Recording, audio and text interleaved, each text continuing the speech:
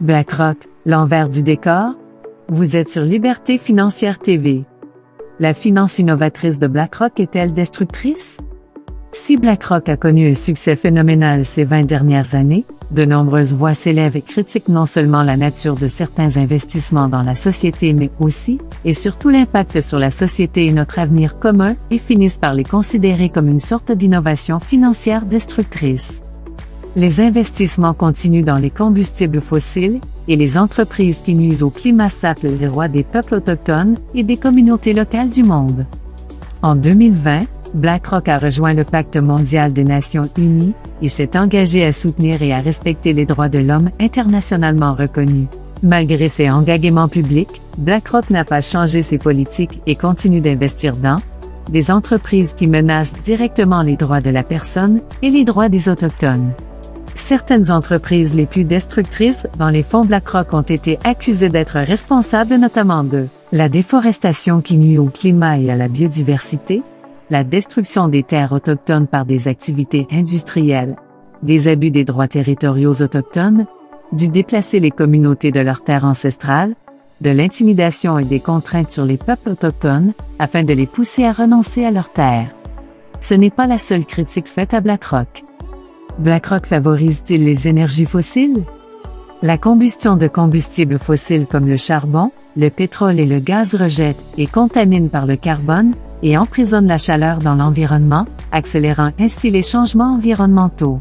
À mesure que les températures augmenteront, nous continuerons à faire face à des inondations, des incendies, des saisons sèches, des tempêtes et des calamités naturelles sans précédent. En 2020, BlackRock s'est concentré sur l'exclusion des organisations qui génèrent plus de 25% de leurs revenus à partir de la combustion du charbon chaud. Néanmoins, la stratégie d'interdiction du charbon de BlackRock couvre moins de 20% de l'industrie charbonnière mondiale et les réserves supervisées ne constituent pas précisément 33% du portefeuille de BlackRock. Des pipelines au sable bitumineux en passant par le pétrole arctique, les gestionnaires de ressources comme BlackRock participent à une industrie qui a des effets néfastes sur l'environnement. BlackRock continue également à mettre des milliards de dollars dans d'autres organisations qui investissent dans les produits pétroliers. BlackRock a également fait l'objet de critiques virulentes sur les sables bitumineux du nord de l'Alberta, la troisième plus grande source d'énergie non renouvelable détenue sur la planète.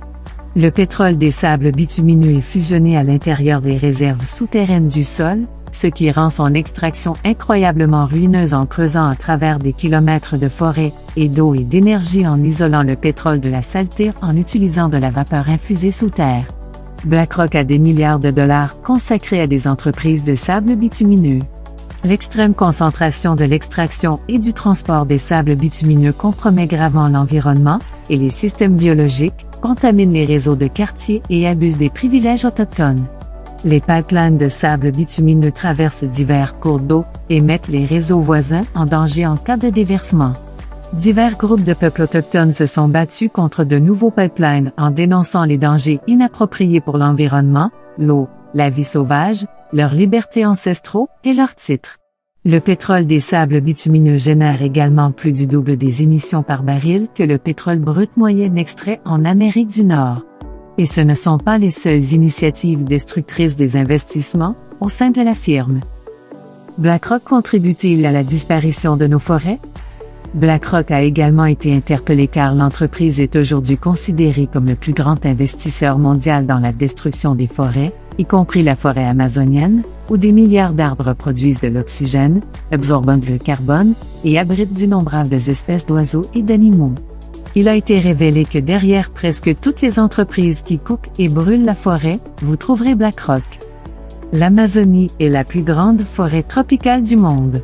C'est essentiel pour les directives sur la biodiversité et l'environnement, car il siphonne l'eau dans l'air, comme un cœur, pour fournir des averses et refroidir la terre.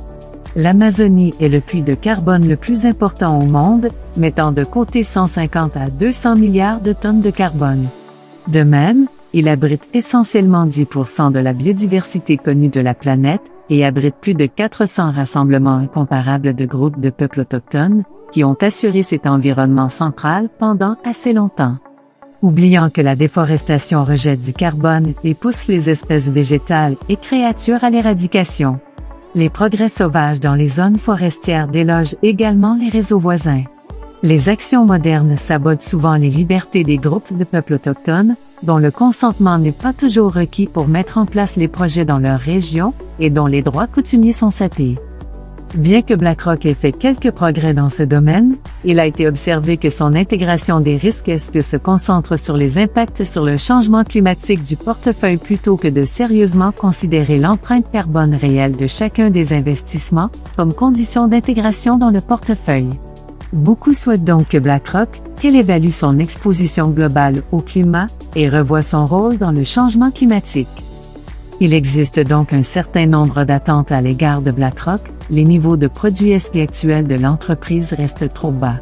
Pour tenir compte de l'environnement, des normes plus élevées et d'applications uniformes dans différentes zones géographiques occupées par BlackRock doivent être respectées.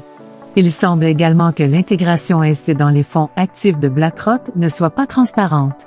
Dans l'ensemble, l'exposition aux combustibles fossiles et les exclusions problématiques devraient être davantage précisées. Idéalement, tous les fonds doivent avoir des exclusions minimales et refléter un portefeuille qui ne contribue pas à accentuer la crise climatique.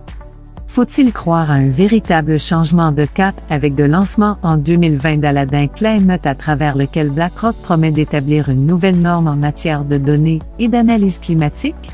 L'avenir nous dira. Entre-temps, l'entreprise se déploie dans le secteur des médias, ce qui ne convient pas non plus à tout le monde.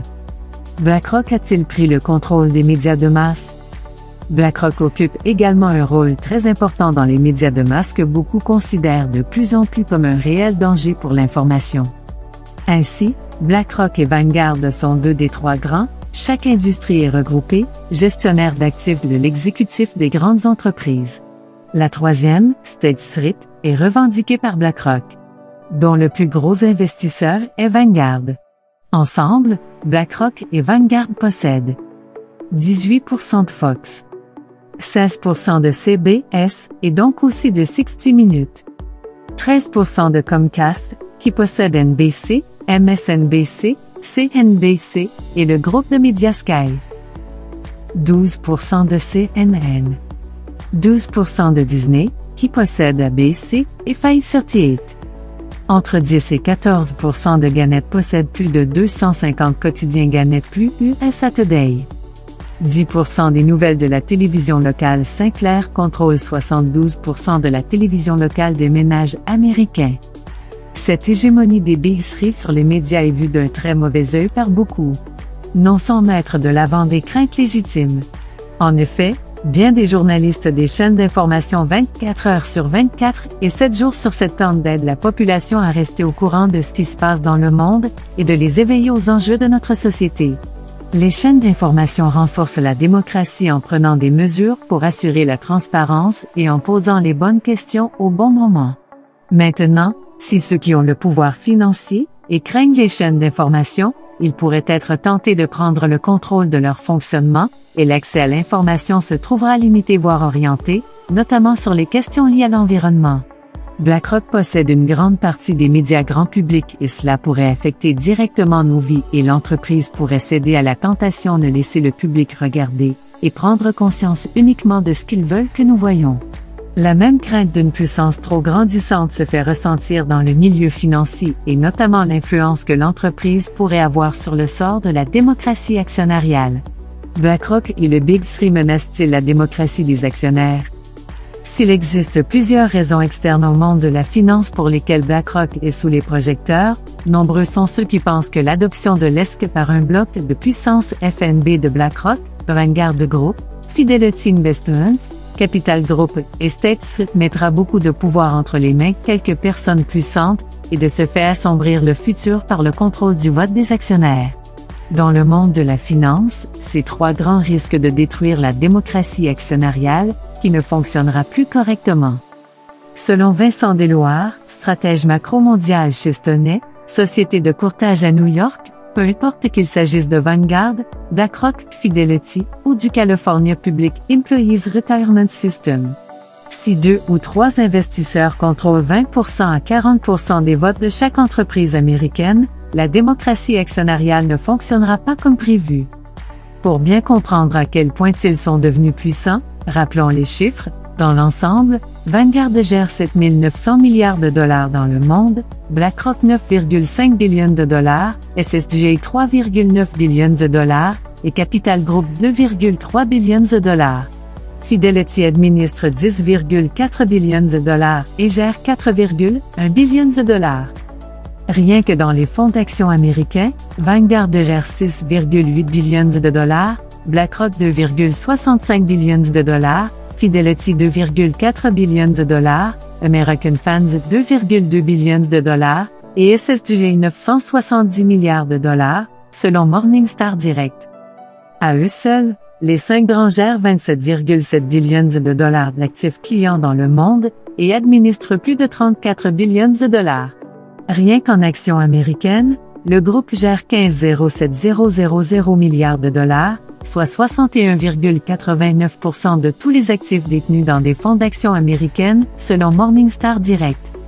Ces chiffres devraient inquiéter étant donné les risques potentiels de concentration de pouvoir entre les mains de si peu de personnes puissantes.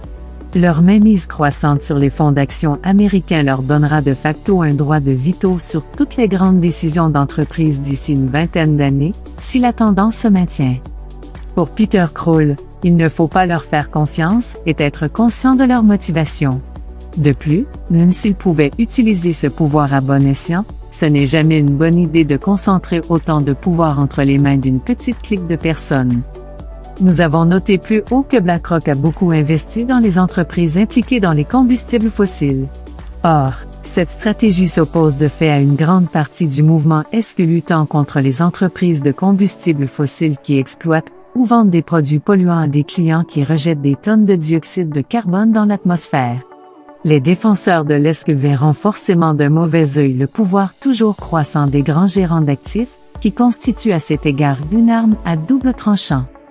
Personnellement, je ne veux pas que BlackRock, Vanguard et SSJ soient les arbitres ultimes des propositions de procuration, car je n'ai tout simplement pas confiance en eux ou en leur motivation, déclare Peter Krol, PDG d'Asheville, NC, REA Equity Advisors, avec 145 millions de dollars d'actifs sous gestion. Dans le pire des cas, les 3 grands tournent soudainement le dos à toutes sortes de votes positifs, explique Peter Krol. En effet, même aujourd'hui, le bilan des principaux gestionnaires de fonds en matière de vote par procuration montre que le plus souvent, ils bloquent efficacement les initiatives pro-ESG, selon Morningstar. En 2020, les fonds BlackRock, par exemple, ont voté en faveur de seulement 16% des propositions ESG avancées, et Vanguard n'a soutenu qu'une sur 4. Rappelons que cela se produit également parce qu'un nombre toujours croissant de gestionnaires d'actifs se sont concentrés sur les EFT au lieu de sélectionner également des actions spécifiques. Il s'agit d'un changement rare qui pourrait compromettre à bien des égards des entreprises.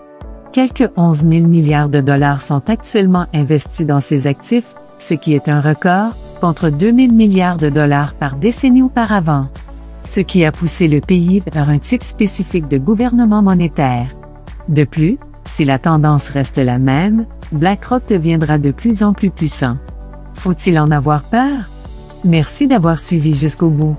Faites-nous part de votre opinion sur l'ascension et les critiques à l'égard de BlackRock dans la section des commentaires. Cela aidera beaucoup à développer notre chaîne. De plus, si vous êtes intéressé à en savoir plus, n'hésitez pas à regarder cette autre vidéo sur l'impôt minimum global. Pour des vidéos comme celle-ci et bien d'autres sujets passionnants, assurez-vous de vous abonner à notre chaîne et appuyez sur l'icône en forme de cloche pour recevoir une notification lorsque nous publions une nouvelle vidéo. Au plaisir!